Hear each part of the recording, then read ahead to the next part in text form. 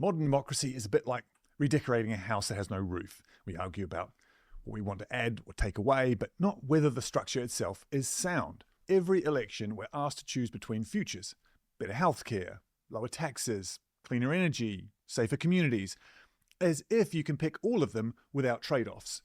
But one question rarely gets answered. What actually happens to the economy when we choose these things? Can we model the impact before we commit? Instead, politics gets stuck arguing about who pays, not what we're choosing, not whether it works, just noise. And when everything important feels either unaffordable or untouchable, people switch off. So here's the reset. The transaction tax starts with a very simple idea. Don't tax people, tax transactions. Every time money moves, something real is happening in the economy. Energy is used, infrastructure is used, people or machines do work. A transaction is a demand on the real economy. The transaction tax takes a very small amount every time money changes hands. That's it. No forms, no declarations, no loopholes. And this is crucial. It doesn't sit on top of the current system.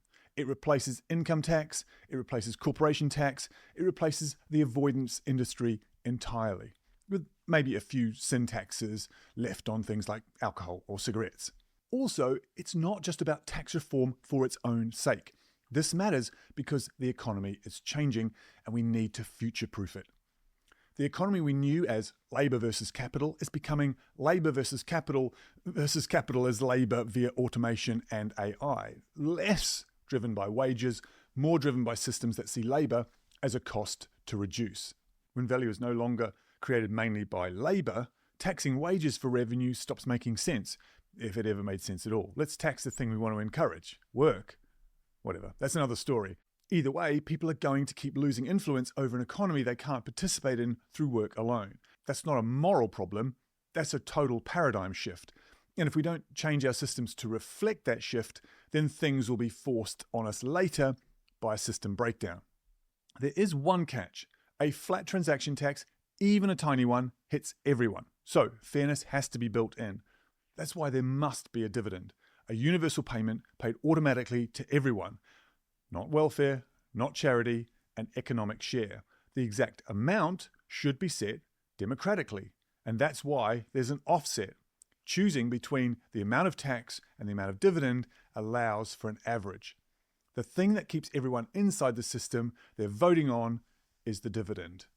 This reform isn't a policy you can swap every election. It'd be a once-in-a-lifetime change to national infrastructure. You can't keep redesigning the tax space and expecting democracy to work. So, the transaction tax and dividend combination allows public choices to survive contact with reality. When the foundation holds, everything else becomes a real choice again.